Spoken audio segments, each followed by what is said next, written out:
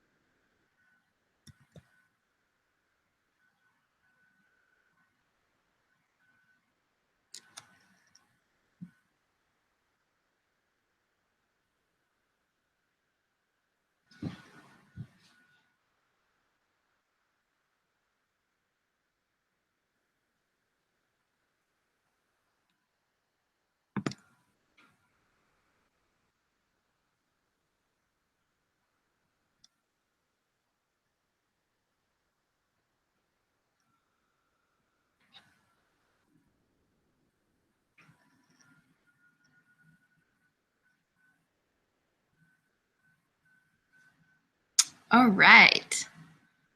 So I got my phone on Periscope. I got the desktop on Google Hangouts. For some reason, Facebook hasn't figured out how to do Facebook Live from the desktop connection. So I have a nice little camera here that I can actually use for Facebook. So we're going to try and do this with Twitter and Google Hangouts. So we'll see if it works well. Okay, U23 race. How crazy was that? If you guys were lucky enough to watch that race, you're probably, first of all, sweating as much as me, and second of all, you have like super jitters if you're drinking coffee. Anyways, we got about 25 minutes until everybody should start getting super excited and nervous again for the elite women's race. It's going to be pretty hard to top that one from the U23 race, but even though the U23 field is like just as big as the elite women's race, I think there's only like 3 people different within it. I think that the elite women's race is probably going to have a few more people contending instead of, I think it was pretty much like 4 girls in the U23 race. Women, sorry if that offends you, for most of the race. So yeah, I'm pretty excited. I think it's going to be more than 4 that are going to be up there in contention for that podium. If you disagree with me, let me know. But yeah, you know, Voss could ride away with it and then make that kind of a boring race. But hopefully at least the other podium spots are exciting.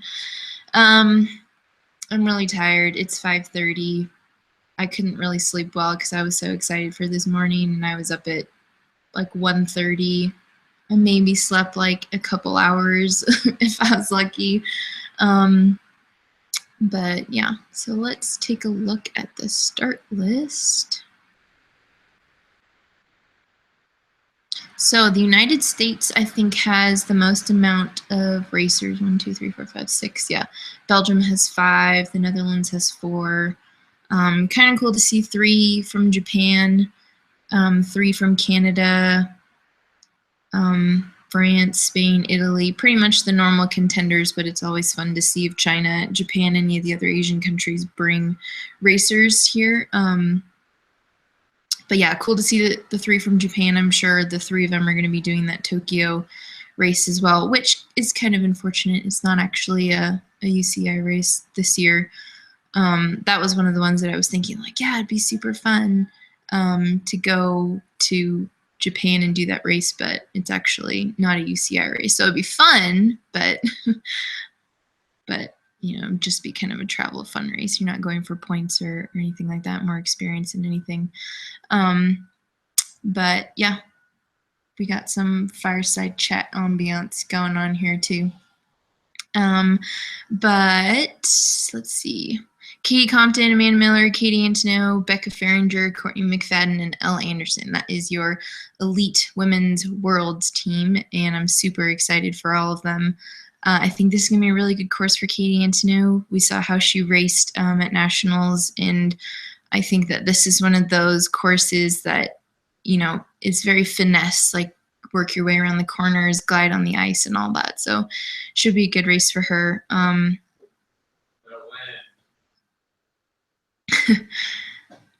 You missed a really good race. I'm sure. He slept, but I watched the U23 race. Live from the hot seat. Let's see. Sophie DeBoer, do we think we're gonna fireside chat?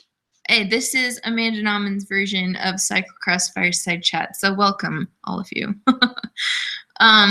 So we're going to say Sophie DeBoer is probably gonna have a good race here.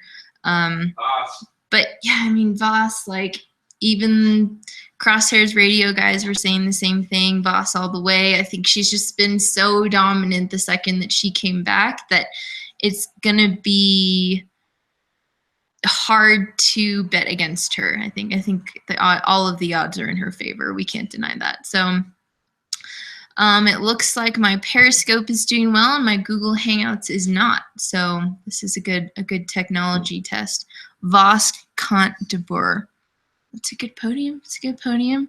I mean, I personally am a big Simon Kant fan. I would love to see her win. I would love to see her beat Voss just because I think she's just a pure cyclocross racer, you know, and she's got so much emotion involved. It'd be awesome to see her win. I don't think she will, but, you know, for sure if she does, I'm going to be freaking out. So, What about Katie Compton? Yeah, of course Katie Compton too. Right in the ice and snow. Yeah. I mean, yes, I would love to see Katie Compton win as well, but Sonny just wants it so bad. The past 2 years, you watch it and you're like, oh, it was more fun without Voss. Yeah, it was more of a race to watch, right? It was more of like an actual battle. Nash chances up, less ice now. Yeah. I mean, maybe because the temperature went up. I was looking at the temperature there right now, and I think it went up to like in close to 40, like high 30s. So the ice is melting, and people are getting more traction. Like you saw how hard Ellen was railing that off-camber section, and it's like there's more like quick decision making and technical features on this course now. It's not just like throwing power down. And that one stair section, like the fast feet that Ellen had. Oh, that's not funny. But yeah, I'm excited for this race. I think Scott Diedenbaugh's pick for Amanda Miller was very good because she could be one of those surprise, I don't know, just surprises for the day because she's been racing so well. But I like the racers like that, you know, everybody has like the standard picks that we're all going to go for in that top group. And then all of a sudden, you know, like Ellen Noble in the last race, I'm pretty sure that she was in everybody's top 5, but not very many people were saying top 3. And all of a sudden she was top 3. So, we got 11, 12 on Periscope, and only 1 on Google Hangouts. I'm still surprised about that. I don't know if like I can do the chat thing on Google Hangouts, whoever you are that's on there. 5:30 in the morning. That's the reason. I mean, that's the other reason why I didn't want to do Facebook Live, because you can send a notification to everybody that's like, Amanda's on Facebook Live at 5:30 in the morning. Freak. But yeah, 5:40. 22 minutes to start time. If this was me right now, I'd be finishing up on the trainer and changing and getting ready to race. So pretty exciting. Time to go staging. Yeah. I still, like, people are asking me what my actual top 3 pick would be for this, and I don't know, it's a hard one. Compton, Nash. Who I want the podium to be would be Compton, Kant. Either one of those for the win I would be really happy with. But realistically, I don't think they're going to win, but I would love it. I think Sophie will be on the podium. I think Nash is going to surprise us all. And I say surprise us all because when she shows up, she just throws down. So it's not really a surprise. It's just when she wants to show up. I saw pre-ride yesterday, and Voss was riding as fast as some of them did. Yeah, I know. Like the Kenobi Martin, the IP guys are there. They're one of the sponsors for the Aspire Racing team, and they're posting some videos of the pre-ride laps, and Voss was just railing those turns faster than many of the guys. So we'll see. It'd kind of be interesting to see lap times after that. But Helen Wyman's back. This is a good course for her. I think this could be a good course for Elle Anderson. How awesome was Elle Anderson's just like low line during nationals, going up, just surprising everybody. I love stuff like that during a race when nobody is going to expect somebody to do something like that. She wouldn't have crashed. She would have been there. Yeah, for sure. If she, didn't do that mudslide on her face. But yeah. Maud could be another one who's going to have a good race. Lucinda Brand has been riding really well, like in Hoogerheide, for example, but that was such a fast power course. It's going to be super different. But that's the lovely thing about cyclocross. You never know what's going to happen. But the cool thing about this is that we have like an hour in between all these races, and it's been kind of fun to go back and do some homework on it. Like before the U23 race, the Cross Results article was really good. He kind of broke down the U23 women because there isn't much press about it. Worst from the Netherlands. That's the worst. And then Ellen Noble got second, and Evie Richards was third. Noble was second. Oh, I totally wish PFP was there too. And Neff. Yeah, I think she raced last year. Yolanda Neff did, and that was kind of fun to see. I mean, she wasn't up there, but it was fun to see that she was racing. But I do miss PFP as well. I think she would kind of be a fun addition to this race. But Wyman been out. I know, me too. I wish Wyman would have a good race also. But it's a course that she could have a good race. You know, let's not count her out. I think she still has a good starting spot. It's not like that's going away. So She's still in the front row.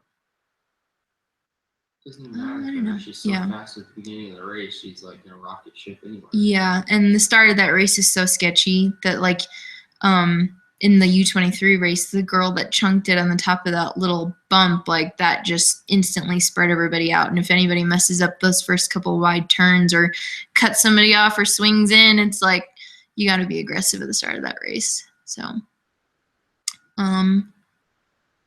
Fireside chats with women. yes. Anyways, that was fun. I just figured I'd give my 2 cents before this next race, but I think that, I don't know, it's going to be hard to beat that last one, huh?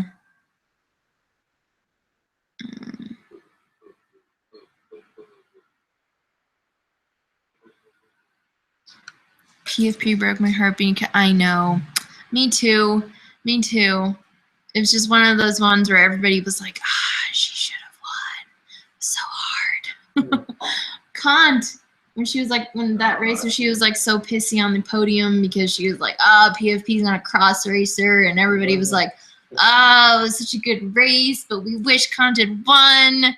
Just the emotion and the stories behind all these races. See, this is why the women's races are the best, because in the men's race, you're like, it's gonna be between those two, and Kevin's probably gonna be third. Lars. Every race. Oh, Lars. Yeah, Lars is back. Okay, so kind of exciting, but the women's stories are better, right? Yes, the women's stories are better and more fun. There's like a narrative going on throughout everything, and you can like see everything play out. And we don't know. Like, that's the thing about the men's race. It's gonna be like, it's predictable, you know. Yeah. So, but anyways, okay. Gonna pour some more coffee, maybe get a bite to eat. We got 15 minutes till go time, people. 15 minutes. This might be one of my longest periscopes of rambling, but Fireside Chats with Amanda. Thank you so much for listening. If you're on here wondering what I'm talking about, it's cyclocross. So go to the UCI website. Hello, you from Russia. And go figure out a way to watch the race on YouTube. It's going to be a fun 40 to 50 minutes that you won't regret. So 52. No, not. All right. Have fun. I'll talk to you guys after. Peace.